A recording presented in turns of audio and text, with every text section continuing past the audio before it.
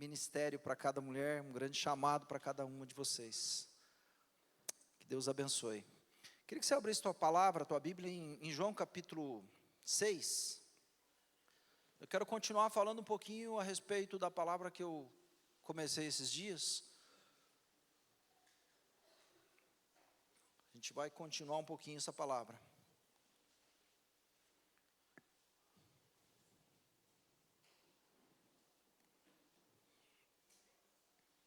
João capítulo 6.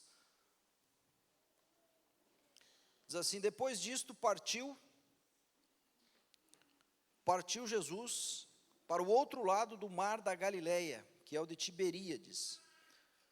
E grande multidão o seguia, e porque viu os sinais que operava sobre os enfermos. E Jesus subiu ao monte, e assentou-se ali com os seus discípulos, e a Páscoa, a festa dos judeus, estava próxima.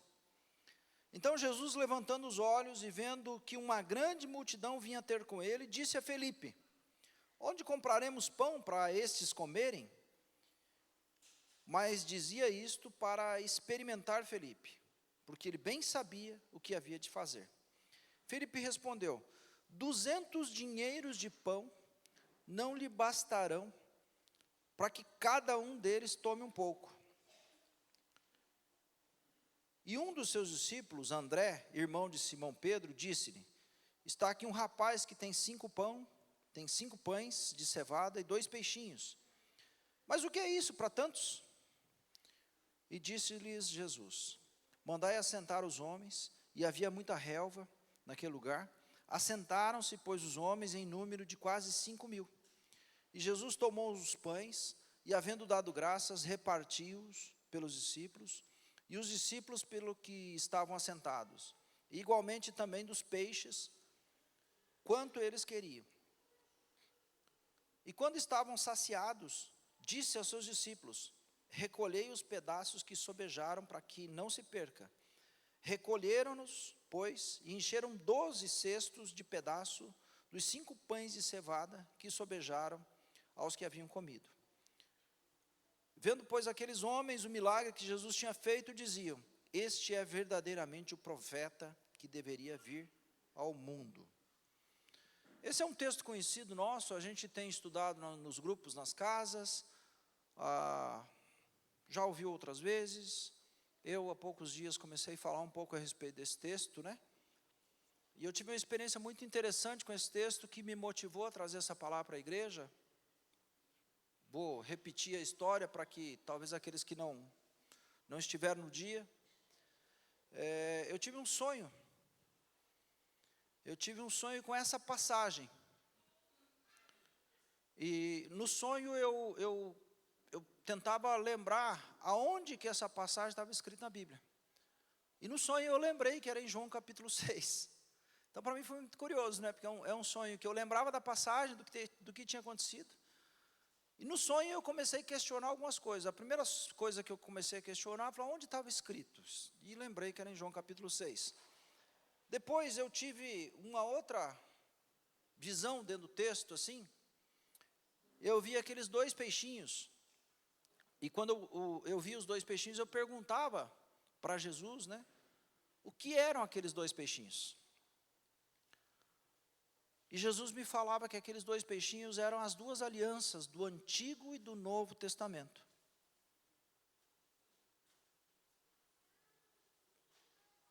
E aí eu perguntei a respeito dos 5 pães. O que eram os 5 pães? E no sonho, Jesus me respondia que os 5 pães eram 5 ministérios. Eram os apóstolos, os profetas, os evangelistas, os pastores e os mestres. E nesse sonho eu entendi que esse texto da palavra era um texto para edificação da igreja. Isso tudo foi um sonho, tá? E eu não quero que você entenda que isso é uma doutrina que eu estou criando a partir de um sonho, né? Eu gosto de ser muito criterioso com as coisas da palavra de Deus. Mas nesse sonho eu entendi que essa palavra, e eu não vejo uma controvérsia, eu não vejo algo errado no sentido de entender que o Novo e o Antigo Testamento são alimento para a igreja, que os pães são provisão e alimento para a igreja. Eu não vejo isso fora de um contexto bíblico. E eu não vejo fora do contexto bíblico também, quando nesse sonho eu entendo que essa palavra era para a edificação da igreja, porque é algo simples, né? Toda palavra é para a edificação da igreja, toda palavra de Jesus, ela é pedagógica para nós. Mas eu tenho esse cuidado de ser zeloso com esses detalhes, né? Porque, às vezes, alguns irmãos pegam algo que a gente diz assim, e começam a ditar regra em cima disso, né? Então, só para ter esse zelo, esse cuidado, deixar claro isso. Mas eu entendo que a palavra, ela é para instrução, a palavra é para edificação. Eu entendo também que os ministérios são para edificação. Eu entendo que a palavra é um alimento de Deus, e o alimento é para que a gente possa crescer, para que haja crescimento. Amém? Vocês estão comigo nisso aí? Então tá bom, então vamos em frente. E um outro texto que tem me feito lembrar muito a respeito disso que nós estamos falando, é a respeito do texto de Lucas 6,45, você não precisa abrir, até para a gente conseguir andar um pouquinho mais, que tem bastante conteúdo aqui nessa segunda parte, mas é um texto conhecido também, e a gente conhece muito a segunda parte desse texto, que diz assim que a boca fala daquilo que o coração está cheio. Vocês conheciam esse texto, né? A gente lembra muito. Quem que falou não? Quem falou não, conheça hoje. A boca fala daquilo que o coração está cheio. Você viu que eu estou bom de ouvido, né, gente?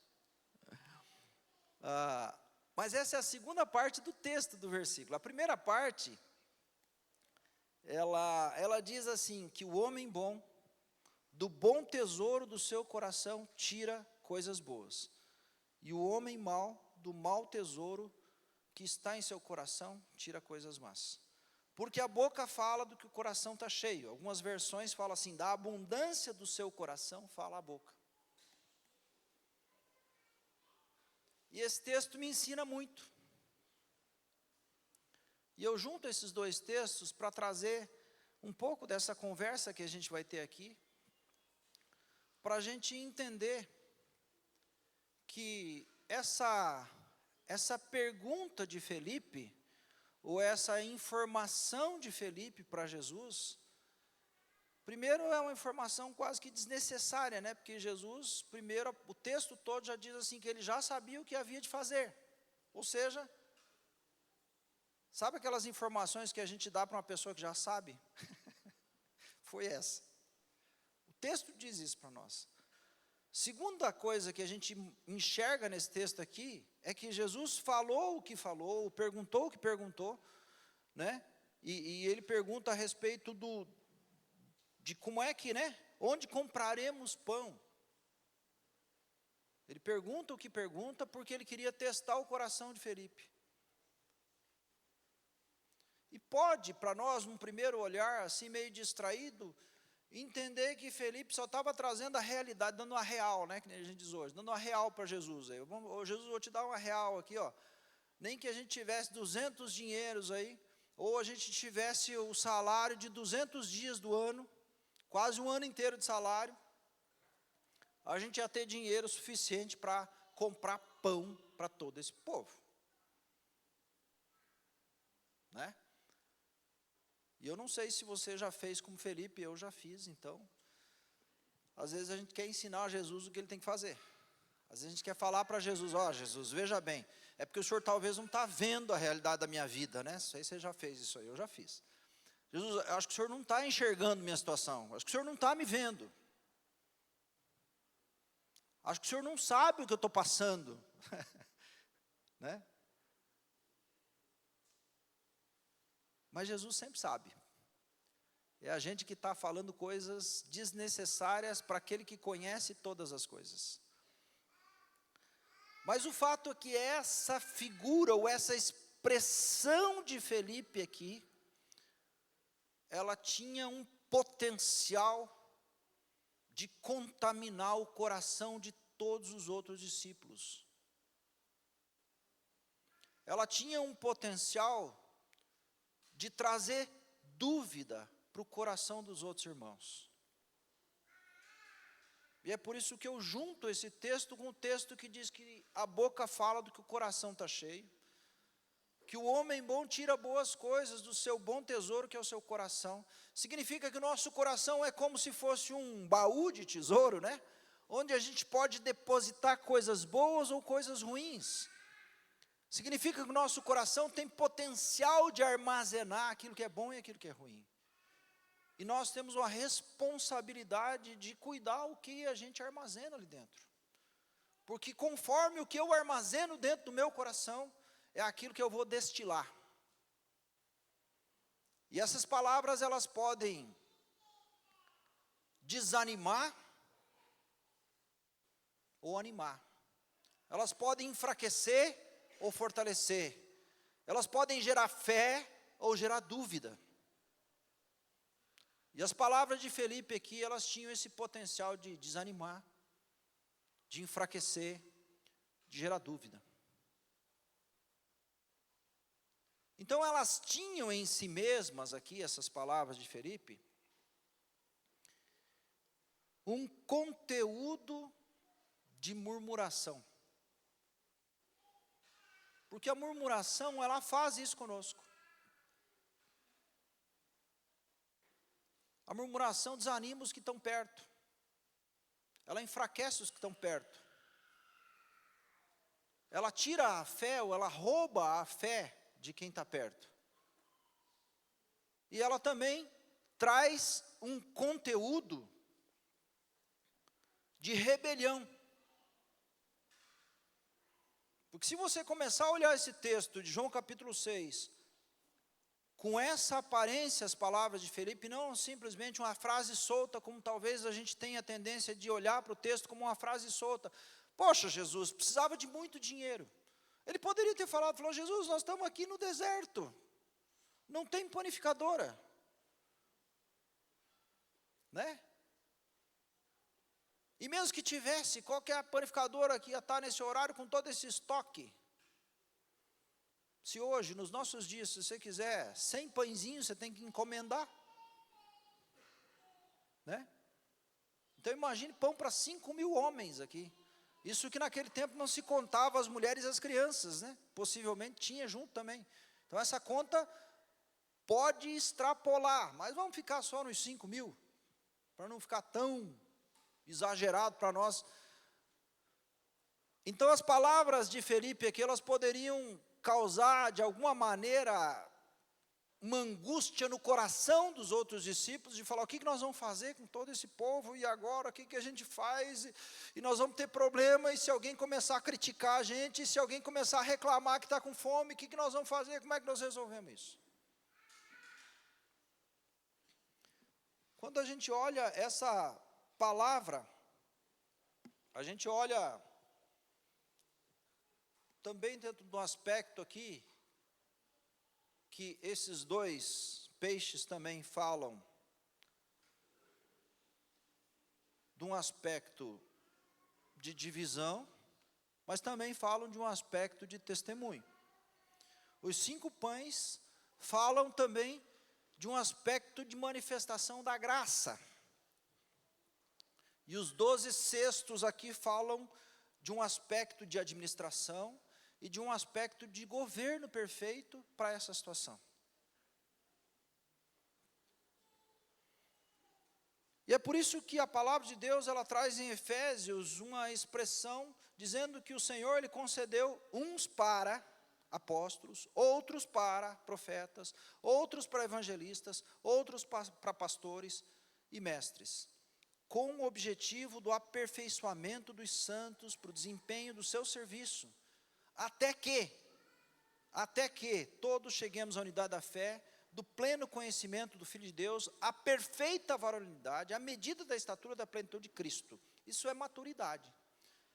Foi Deus quem estabeleceu. Você pode achar que tem alguns que poderiam ser melhores mestres que os outros, você pode achar que alguns podem ser melhor pastores do que os outros, alguns são mais evangelistas que os outros, você pode achar que alguns são melhores apóstolos que os outros, mas o fato é que Deus levantou esses homens de alguma maneira.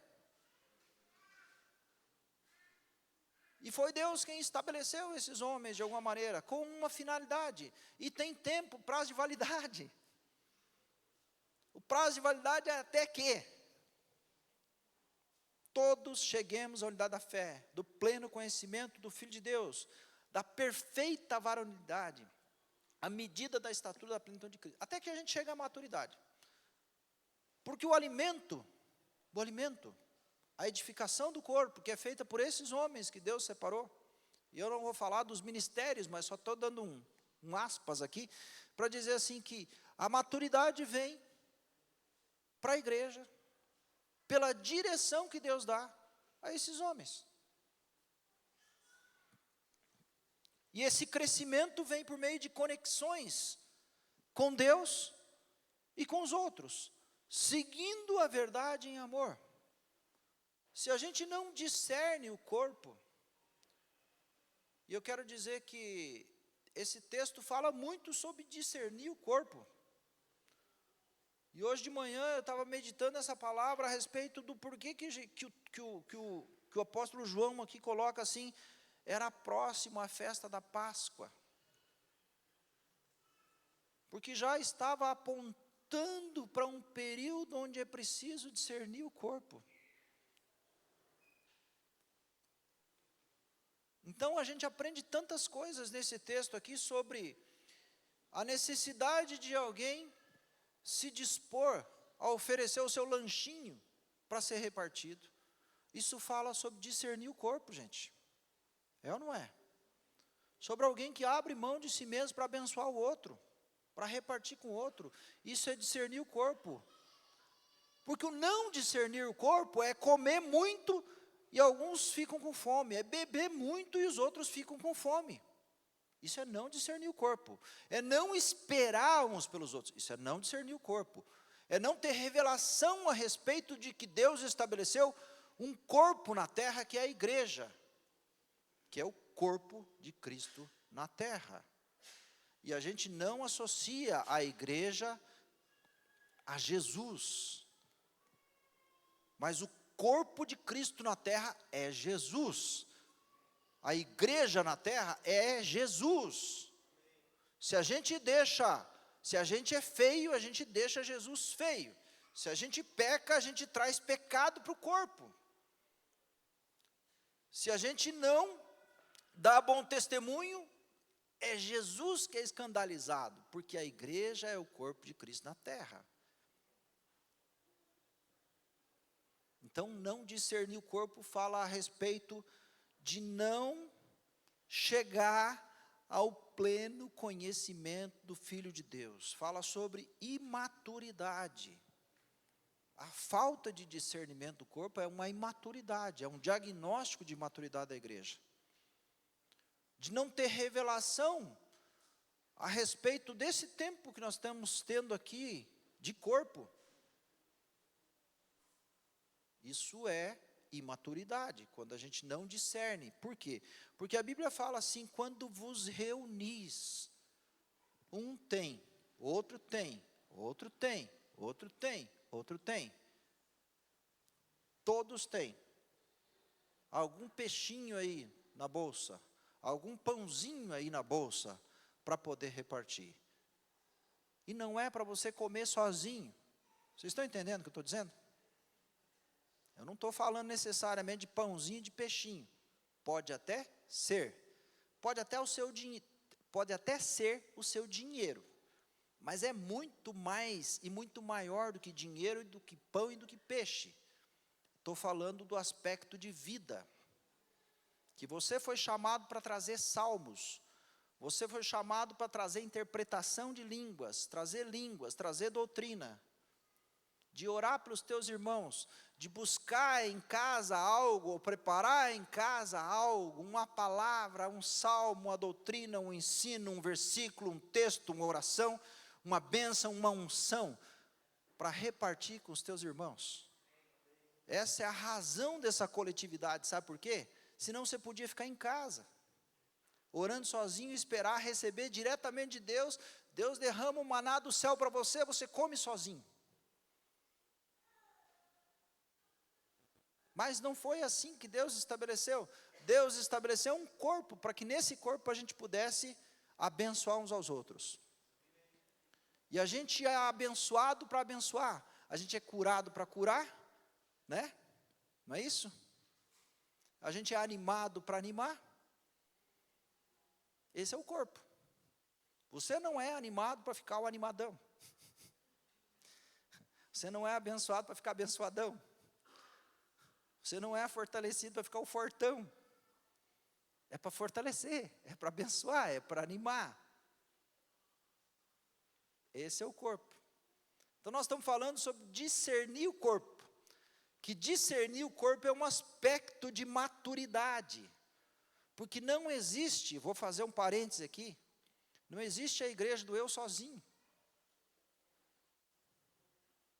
Não existe.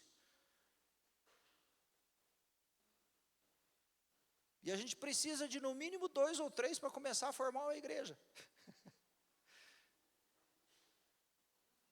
E esses 2 ou 3 também não dá para eles ficarem sozinhos na sua casa, lá isolados do resto da sociedade, achando que agora eles descobriram a fórmula mágica de ser igreja do 2 ou 3 sozinho em casa. Porque 2 ou 3 sem ter comunhão com os outros, com a outra parte do corpo, é uma mão que tem mais do que 2 ou 3, tem 5 que foi amputada e está sozinha. Significa que até na nossa ação individual de igreja na casa, a gente precisa ter a ação coletiva do corpo se juntando aos outros, tendo comunhão uns com os outros, sujeitando uns aos outros, amando-vos mutuamente, sujeitando-vos mutuamente. Isso é discernir o corpo. E sabe por que a gente tem tanta dificuldade?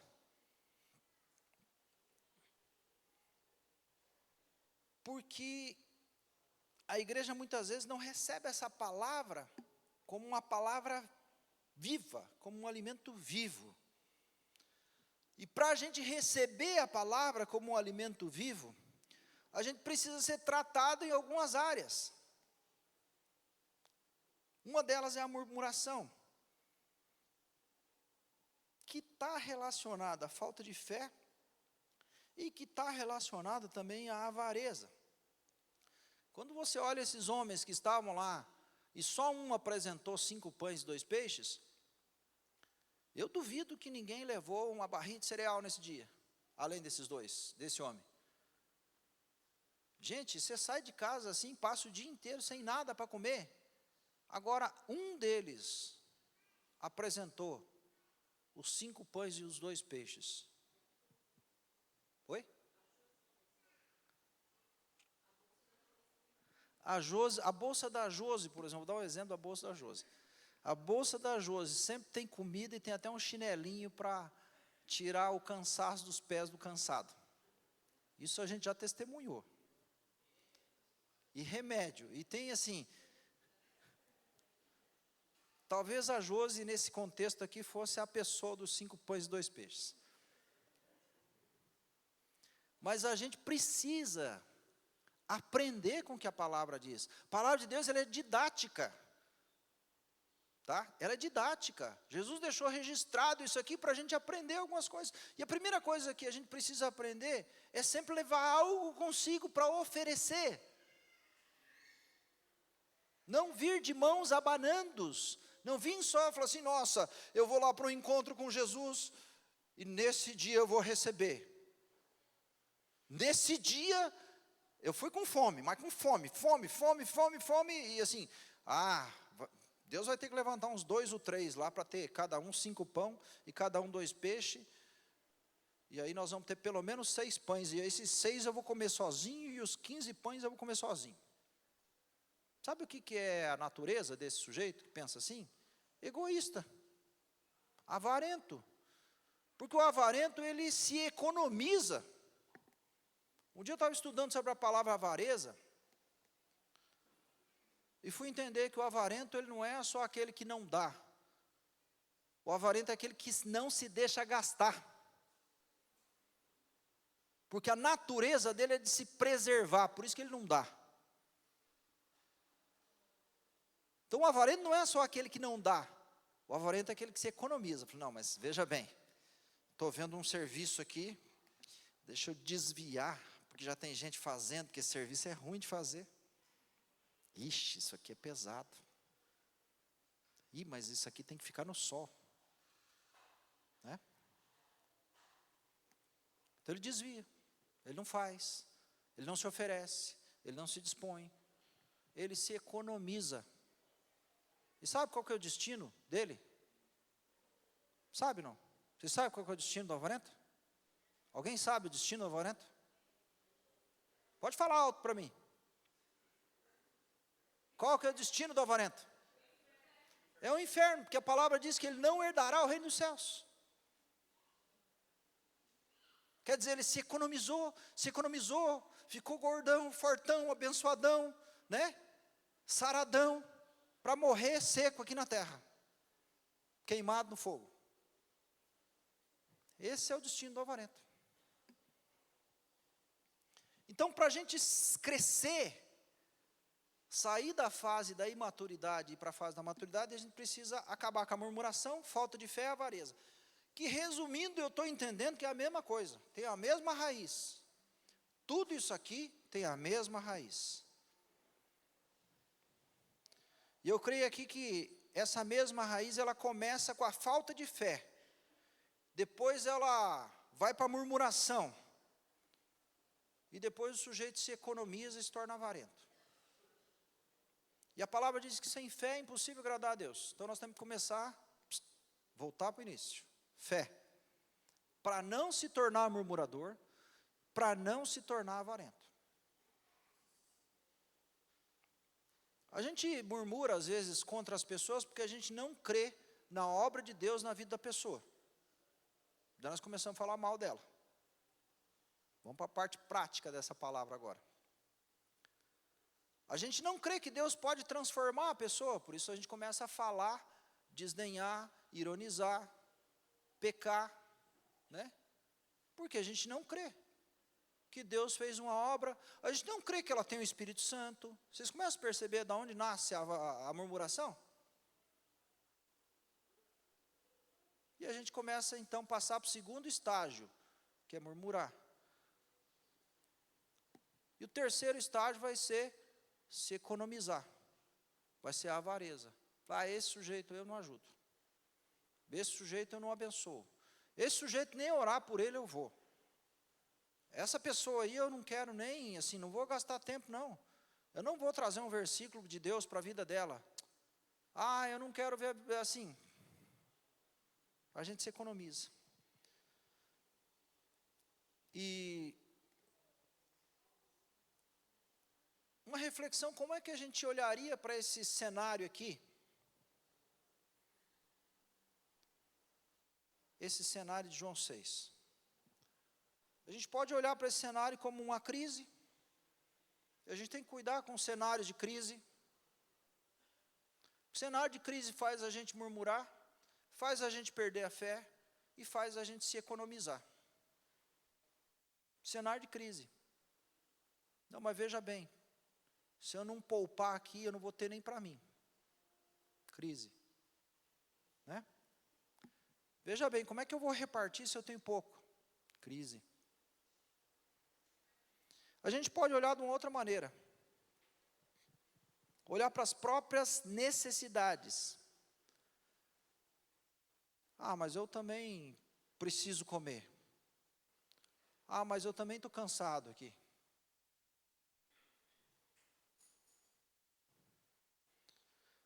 A gente pode olhar de uma terceira forma aqui, olhar para o nosso próprio bolso, ou para a nossa limitação, e dizer assim,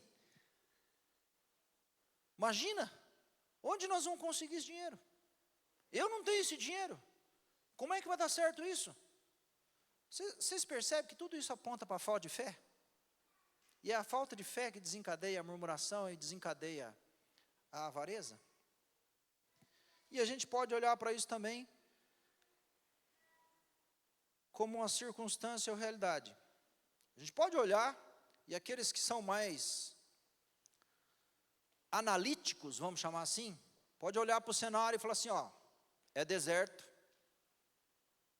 tem 5.000 pessoas, não tem padaria aberta agora, não existe padaria na nossa época, fabricar pão é artesanal, nós não temos dinheiro, Jesus não tem o dinheiro, e esse povo está tão quebrado quanto nós. É olhar para a circunstância. E sabe o que isso ainda representa? Falta de fé. E ainda representa murmuração. E ainda representa avareza. Continua no mesmo estágio, não mudou. É só a nossa perspectiva que olha diferente o cenário. E eu poderia colocar uma quinta perspectiva aqui, e falar assim, mas esse povo veio só atrás do milagre. Continua sendo falta de fé, murmuração e avareza. E você pode ser mais criativo que eu, e você vai continuar achando perspectivas humanas para olhar essa cena.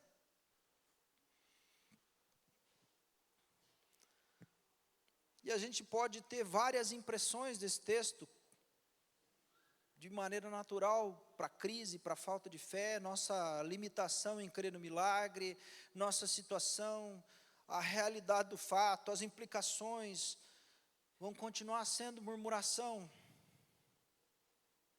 e vão continuar sendo avareza. E o que é murmuração? Murmuração literalmente é sussurrar. Não sei se você já tinha prestado, pensado, ou estudado sobre esse tema. Literalmente a palavra murmuração é sussurrar. Sabe aquela palavrinha assim que às vezes fala, olha, veja bem, não vai sobrar para nós. Presta atenção nessa irmã. Ela nunca está aqui para ajudar. Porque a murmuração nem sempre ela é falada em alta voz. Porque é uma palavra escondida. É uma atitude que no íntimo ela é vergonhosa. E é por isso que a pessoa fala às escondidas. Resmungar, sussurrar, um discurso semi-articulado, dizer interiormente, porque às vezes a pessoa não expressa com palavras, mas o interior dela tem uma murmuração infinita. E murmuração é um comportamento frequentemente condenado na Bíblia. Porque a murmuração ela está acompanhada, cheia de descontentamento, de insatisfação, de queixa e de lamentação.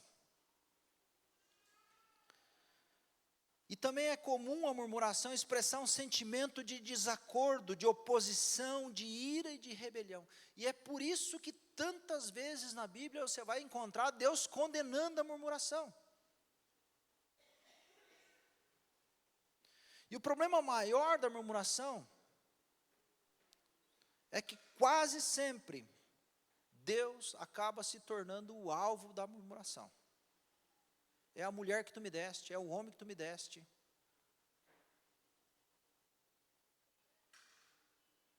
É o irmão que o Senhor me deu.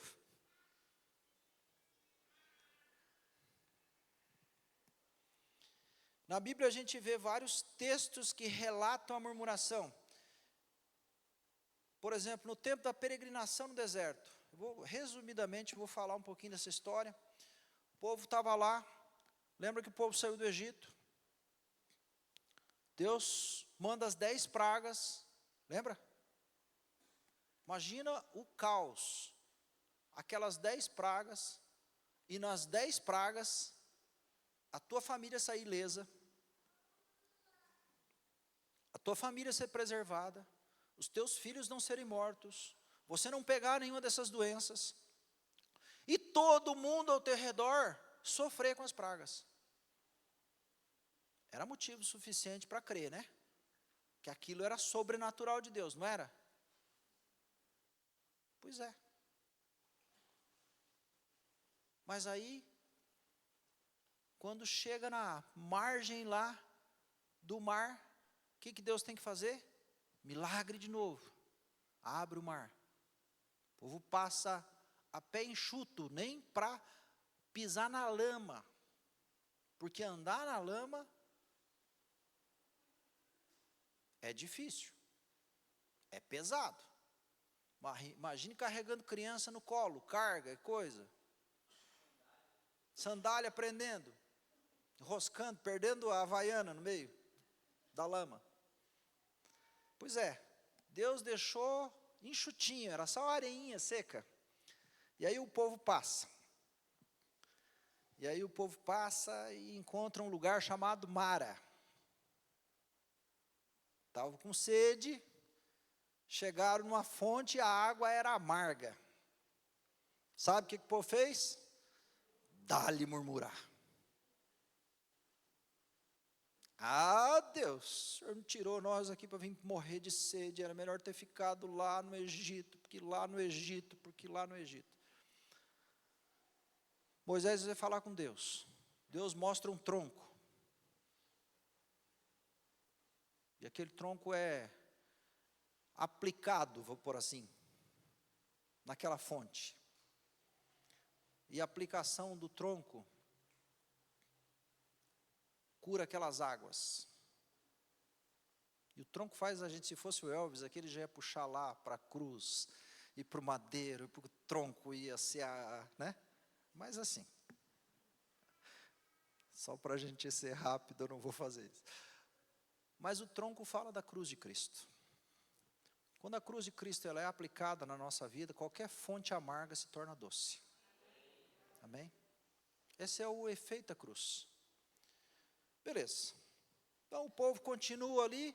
Lembra que era um caminho curto que eles iam para chegar na terra prometida, não lembra? Chegaram na margem. E às vezes a gente não percebe isso. A gente acha que eles ficaram 40 anos caminhando para chegar na margem. Foram poucos dias. Chegaram na margem da terra prometida, mandaram os espias. E aquele povo, sabe, 10 murmuraram. Ah, porque aquele povo é muito grande, eles são gigantes. Olha, nós vamos ser igual formiga para ele, igual gafanhotinho, eles vão pisar em cima de nós, vão destruir a gente, vão acabar com a gente, porque não dá para entrar lá. Deus nos pôs numa fria. Deus quer exterminar com a gente. Deus quer acabar com a raça nossa. Será que Deus não sabia que tinha gigante nessa terra? Será que Deus não sabia que ia ter oposição lá? Será que Deus não previu, fez nós andar à toa? Não adiantou nada a gente não morrer lá no Egito, agora nós vamos morrer aqui na mão do inimigo. E dá-lhe murmuração.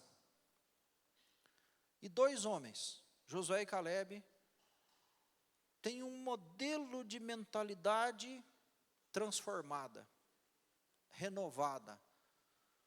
E falam assim, as mesmas palavras que Deus tinha falado. Aquela terra é uma terra que mana leite e mel. Percebe? A fala do murmurador é contra Deus. A fala de quem teve uma vida transformada é a mesma fala do que Deus falou. É uma terra que mana leite e mel. Lá, o cacho de uva do tamanho de um homem. Lá tem a bênção de Deus naquele lugar. E aí Deus fala para Moisés o seguinte, falou assim, Moisés, eu vou acabar com esse povinho aí. Eu vou exterminar. Porque eles não param de murmurar. Agora, tem uma frase nesses capítulos aqui do 15 ao 17 de Êxodo que me chamou demais a atenção. Mas demais. Vocês leiam lá, eu não vou falar para vocês. Eu vou falar só a frase, vocês vão ter que estudar depois. A frase diz o seguinte, falou assim, Deus falou para Moisés, falou, Moisés, esse povo aí, de 20 anos para cima, vai morrer no deserto. Isso depois de Moisés clamar muito, porque Deus queria exterminar esse povo, acho que nesse dia. E aí Moisés se levanta e fala assim, Deus, por causa do teu nome, por causa do teu testemunho entre as nações, Deus, vai parecer que o Senhor não quis levar o povo para a terra prometida. Vai parecer que o Senhor, deixou esse povo à mercê. Então não extermina eles. Não faz isso, Senhor. E Moisés consegue mover ou demover o coração de Deus desse pensamento. E Deus falou para Moisés, Moisés, tá bom, então agora faz a volta aí, dá meia volta e agora vocês vão andar de novo para o deserto. E esse povo vai ficar andando 40 anos no deserto. Essa foi a sentença de Deus para a murmuração. E a sentença de Deus para a murmuração foi ainda maior, porque falou assim, os de 20 anos para cima vão morrer nesses 40 anos aí no deserto. E os seus filhos herdarão a terra. Mas Deus dá uma sentença no meio dessa história, que ele diz o seguinte, falou assim, eu vou ferir esse povo com enfermidades. E eles não vão receber herança. Olha o resultado da murmuração, gente, como é sério isso. Como é sério esse assunto? Quer dizer que o resultado da murmuração é enfermidade e perder herança. Esse é o resultado. Olha o cuidado que a gente precisa ter com isso, para não atrair sobre nós uma maldição de Deus, porque o primeiro desejo de Deus era exterminar com os murmuradores. O povo sai, vai para o deserto, começa a reclamar que tem fome.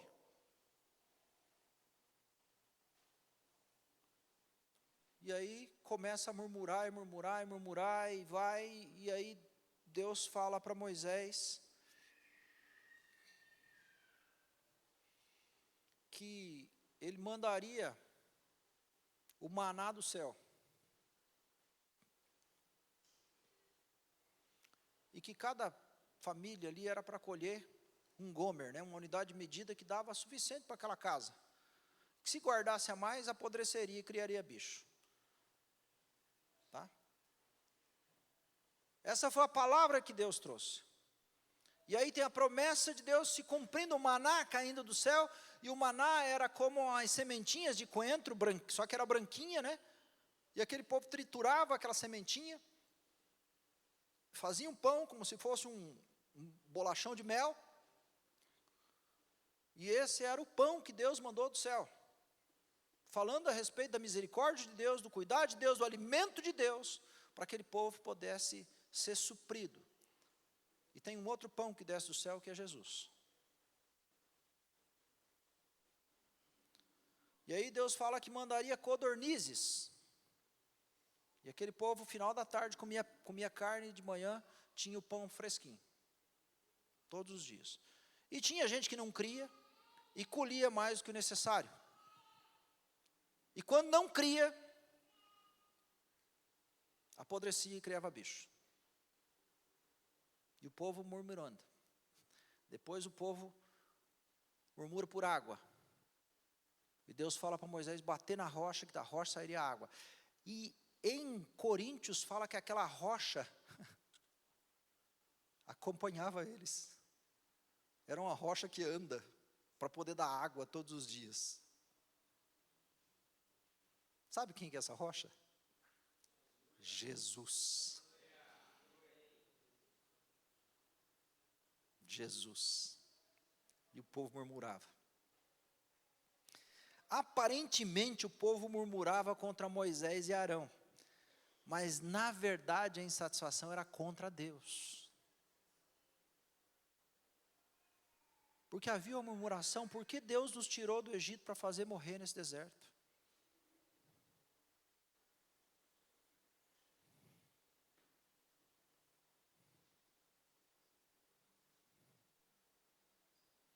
A murmuração foi a expressão da incredulidade de Israel, sua desesperança e falta de fé na providência de Deus.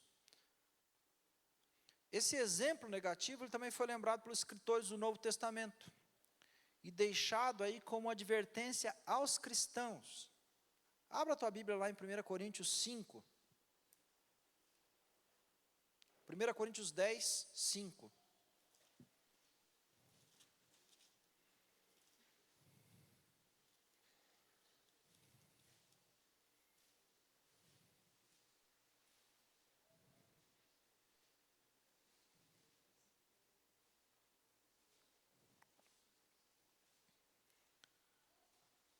Vamos lembrar do versículo 1 em diante, 1 Coríntios 10, do 1 ao 5. Ora, irmãos, não quero que ignoreis que os nossos pais estiveram todos debaixo da nuvem, todos passaram pelo mar. E todos foram batizados em Moisés na nuvem e no mar. E todos comeram de uma mesma comida espiritual. E beberam todos de uma mesma bebida espiritual, porque bebiam uma pedra espiritual que os seguia. E a pedra era Cristo. Mas Deus não se agradou da maior parte deles. Por isso foram prostrados no deserto.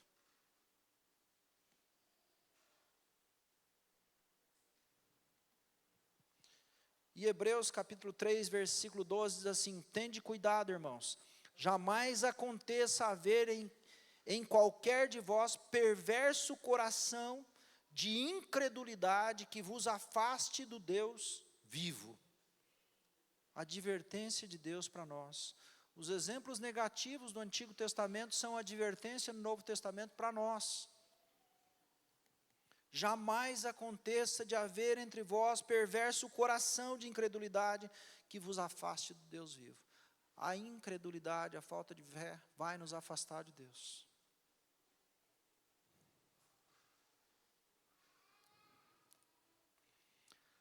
E a murmuração, ela pode acontecer até diante da graça de Deus.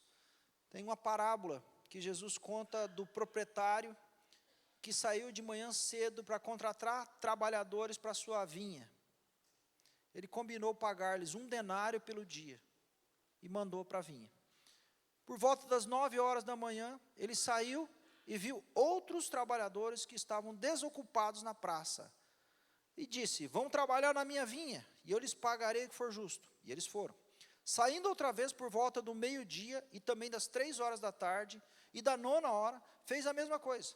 Saindo por volta das 5 horas da tarde, encontrou ainda outros que estavam desocupados, e lhes perguntou: por que vos estiveram aqui desocupados o dia todo? Por que ninguém nos contratou? Responderam eles. E ele lhes disse: vão vocês também trabalhar na vinha. E ao cair da tarde, o dono da vinha disse a seu administrador: chame os trabalhadores e pague-lhes o salário, começando com os últimos contratados e terminando nos primeiros. Vieram os trabalhadores contratados por volta das 5 horas da tarde, e cada um recebeu 1 denário. Quando vieram os que tinham sido contratados primeiro, esperavam receber mais, mas cada um deles também recebeu 1 denário. Quando receberam, começaram a murmurar do proprietário da vinha, dizendo: esses homens contratados por último trabalharam apenas 1 hora, e o Senhor igualou a nós, que suportamos o peso do trabalho e o calor do dia. Mas ele respondeu a cada um: amigo, não estou sendo injusto com você. Você não concordou em trabalhar comigo por 1 denário? Receba o que é seu e vá. Eu quero dar ao que foi contratado por último o mesmo que lhe dei. Não tenho direito de fazer o que quero com o meu dinheiro? Ou você está com inveja porque sou generoso? Assim, os últimos serão primeiros e os primeiros serão últimos. Até a manifestação da graça de Deus se transforma em murmuração. E na igreja primitiva também teve um fato de murmuração. Vocês vão lembrar que quando se multiplicaram o número de discípulos em Atos 6, houve murmuração dos helenistas contra os hebreus, porque as viúvas deles estavam sendo esquecidas na distribuição diária. Então os 12 convocaram a comunidade dos discípulos e disseram: não é razoável que abandonemos a palavra de Deus para servir às mesas. E aí, inspirados por Deus, em oração, eles separaram homens para o serviço da igreja, os diáconos aqui. Então Deus vai mostrando para nós, no decorrer da palavra, o efeito e os atos de murmuração. E o Novo Testamento como um alerta sobre aquilo que aconteceu no Antigo, que aqueles homens perderam a herança, ficaram prostrados no deserto. Aqueles homens e mulheres que eram murmuradores, eles acabaram perecendo nesse caminho de deserto por 40 anos, sem entrar na terra prometida.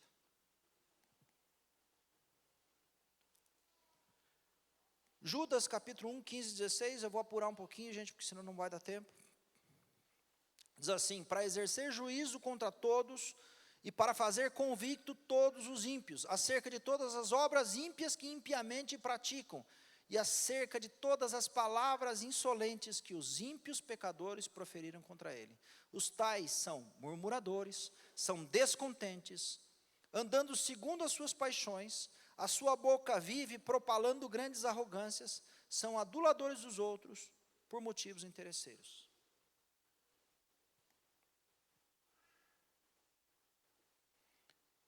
Judas está relacionando murmuração com o comportamento de falsos mestres.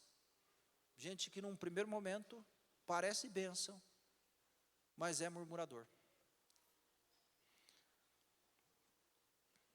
Isaías diz que ele era um homem de lábios impuros e habitava no meio de um povo de impuros lábios. Até que ele viu o Senhor. E o que o texto diz? Que o anjo veio, pegou com uma tenaz, uma forma de alicate, uma brasa viva do altar, tocou nos seus lábios. E agora ele podia ser levantado como um profeta de Deus, porque teve os lábios curados,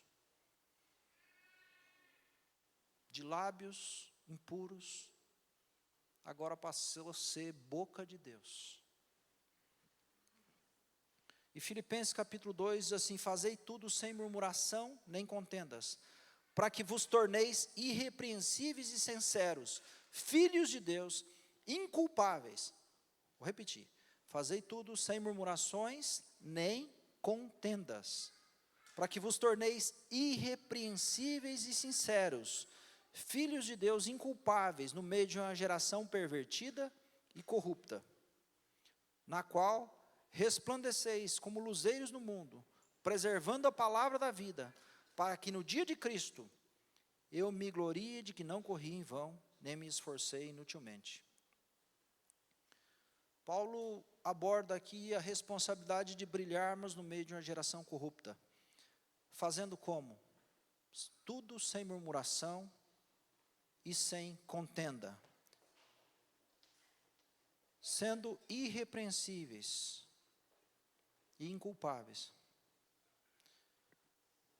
Quando a murmuração acontece, ela nos coloca na mesma condição do profeta Isaías: eu sou um homem de lábios impuros. De um lado a gente tem uma ordem de Deus para não murmurar, de outra a gente tem uma outra ordem dizendo assim: em tudo dai graças. O mundo tem um idioma, o idioma do mundo é a murmuração. A igreja tem um idioma, o idioma da igreja é gratidão. Não é por tudo dai graças, mas é em tudo. Tem diferença. Em tudo significa a respeito de, apesar de. É aquele texto que diz assim: ainda que a videira não floresça, ainda que não haja alimento no campo, ainda que a vide não floresça, ainda que o fruto da oliveira não vingue, ainda que. A murmuração é a expressão de tudo que é contrário a Deus, aquilo que Deus ordenou. A murmuração é uma queixa, uma reclamação, uma rebeldia. E a palavra de Deus em Tiago capítulo 3, traz um capítulo inteiro falando sobre a língua e fala assim, que da mesma fonte não pode produzir água boa e água amarga. E diz que afinal todos tropeçamos de muitas maneiras. Se alguém não peca no falar, tal pessoa é perfeita, sendo igualmente capaz de dominar o próprio corpo. Tropeçamos em muitas coisas, mas o que refreia a sua própria língua, essa pessoa é perfeita. Pedro fala: sede mutuamente hospitaleiros sem murmuração. Mais do que informação, é uma ordem que se repete em toda a palavra de Deus. Números capítulo 12 tem uma cena onde Miriam murmura contra Moisés. E ela não vai reclamar apenas dessa situação, mas aqui a murmuração traz um peso de rebelião. e eles estão se posicionando contra a autoridade. Estão resistindo à posição de autoridade de Moisés, que tinha sido colocada por Deus. E o resultado dessa murmuração foi lepra. Miriam é tomada de lepra.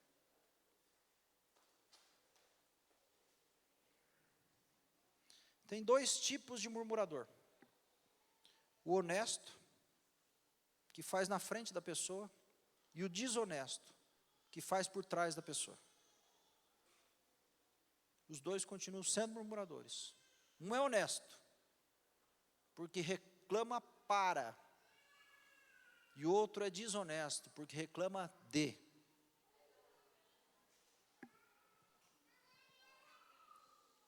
Só para a gente concluir. A palavra diz que Jesus tomou os pães, havendo dado graças, repartiu-os pelos discípulos, pelo que estavam assentados, e também os peixes, tanto quanto eles queriam. Jesus aqui faz um milagre depois de dar graças. Lembra que tudo que Jesus fez nesse capítulo 6 de João tinha uma finalidade. Era ensinar os discípulos e principalmente Felipe. A palavra gratidão, ela tem uma expressão que é o reconhecimento a Deus como provedor e mantenedor de todas as coisas. Em tudo dai graças, porque essa é a vontade de Deus em Cristo Jesus convosco. Dando sempre graças em tudo, ou por tudo, a nosso Deus e Pai, em nome do nosso Senhor Jesus Cristo. O contrário da murmuração é adoração. A palavra diz que nós somos uma nação santa, um reino de sacerdotes, um povo escolhido. Esse povo que é nação santa, que é reino de sacerdote, ele tem seu próprio idioma, que é a adoração. Por isso que a palavra diz no Salmo 100, que nós entramos pelas suas portas com ações de graças, e nos seus átrios com hinos de louvor. Rendei-lhe graças, bendizer-lhe seu nome. E a adoração acontece quando a gente tem um coração grato. Eu vou parar aqui porque agora entra num outro assunto, que a murmuração impede a nossa adoração. Amém? Mas eu queria deixar essa palavra para a igreja, e eu não quero que vocês se sintam acusados por ela, mas eu quero que vocês se sintam abençoados por ela. Porque essa palavra tem me abençoado todos os dias. Todos os dias, quando sai algum tipo de murmuração da minha boca, imediatamente vem na minha mente essa palavra. Imediatamente eu sou lembrado pelo Espírito de Deus que esse tipo de gente não vai receber a herança do Senhor, não vai entrar na terra prometida. E eu sou levado a me arrepender. Amém? Porque o homem bom, do seu bom tesouro, consegue tirar coisas boas. E a boca nossa vai falar daquilo que o coração está cheio. E nós, nação santa, povo escolhido, nós somos chamados para proclamar as verdades daquele que nos tirou das trevas e nos trouxe para a sua maravilhosa luz. Nós somos esse povo, um reino, uma nação, um povo santo, um povo escolhido. E precisamos deixar o Senhor tratar nosso lábio, os nossos lábios, para assim como Isaías, dizer assim: Senhor, eu sou um povo, um homem de impuros lábios, e habito no meio de um povo de impuros lábios, mas o Senhor pode transformar a minha vida. Amém? Começa por esse ponto, deixar Deus transformar a nossa vida. Ele começa a transformar a nossa vida pelo convencimento do nosso coração, porque é do nosso coração que saem coisas boas ou coisas ruins. Amém? Queria orar sobre isso. Amém. Senhor, nós te damos graças, porque o Senhor tem falado conosco, não com a intenção de nos punir, de nos castigar, de tirar de nós a sua promessa e a sua herança, mas o Senhor tem falado ao nosso coração com a intenção que deixemos de ser crianças imaturas, que vamos crescendo em tudo no pleno conhecimento de Deus, que o Senhor nos dê revelação da Tua palavra, para sermos corrigidos, Pai, corrigidos os nossos lábios, e que na medida que alguém se aproximar de nós com murmuração, o Senhor nos levante e nos use para corrigir esse irmão ou essa irmã com a verdade da Tua palavra. Como alguém que não se economiza, mas que tem intenção de abençoar. Porque se corrigirmos os nossos irmãos, eles voltarão para Cristo. Se formos corrigidos, voltaremos para Cristo. Que o Senhor nos ajude, Pai, a ser convencido com essa palavra. Que essa palavra transforme o nosso entendimento, Pai. E que a gente possa chegar à estatura do varão perfeito, ao pleno conhecimento de Cristo. Que a gente saia da imaturidade e deixe de ser enganado pelos padrões do mundo, para ser abençoado no reino de Deus. Em nome de Jesus. Amém. Amém. Acho que a gente vai ter uma apresentação agora.